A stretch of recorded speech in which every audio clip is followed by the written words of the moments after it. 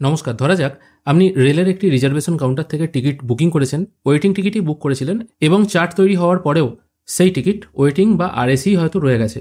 এবার আপনি চাইছেন সেই টিকিটটি ক্যান্সেল করাতে।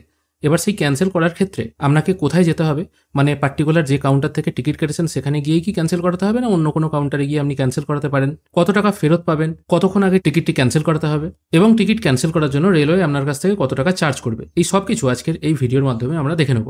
এবার প্রথমে এখানে আপনাদেরকে বলে দিই আপনি কতক্ষণ আগে টিকিটটি ক্যান্সেল করলে টাকা ফেরত পাবেন। এবার আপনি যে স্টেশন থেকে টিকিট কেটেছেন ওই স্টেশনে ট্রেন আসার ঠিক 30 মিনিট আগে, মনে রাখবেন ঠিক 30 মিনিট আগে পর্যন্ত আপনি ক্যান্সেল করতে পারবেন।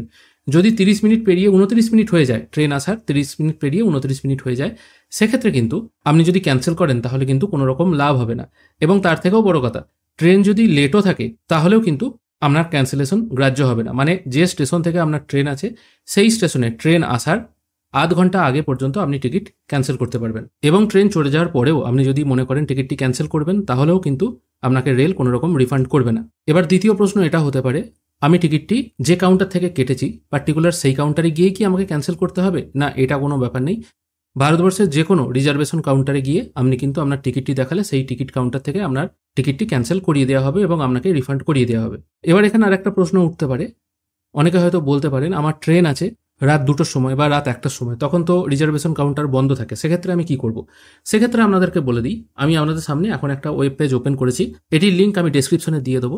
এখানে কিন্তু আপনারা অনলাইনে আপনাদের কাউন্টার টিকিট ক্যান্সেল করতে পারবেন। হ্যাঁ, ঠিকই শুনছেন, অনলাইনে আপনাদের কাউন্টার টিকিট ক্যান্সেল করতে পারবেন। কীরকমভাবে? এখানে এই ট্রানজ্যাকশন টাইপ এটা ক্যান্সেলেশনই থাকবে, তারপর আপনার পিএনআর নাম্বার, ট্রেন নাম্বার এবং ক্যাপচাটি পুট করবেন।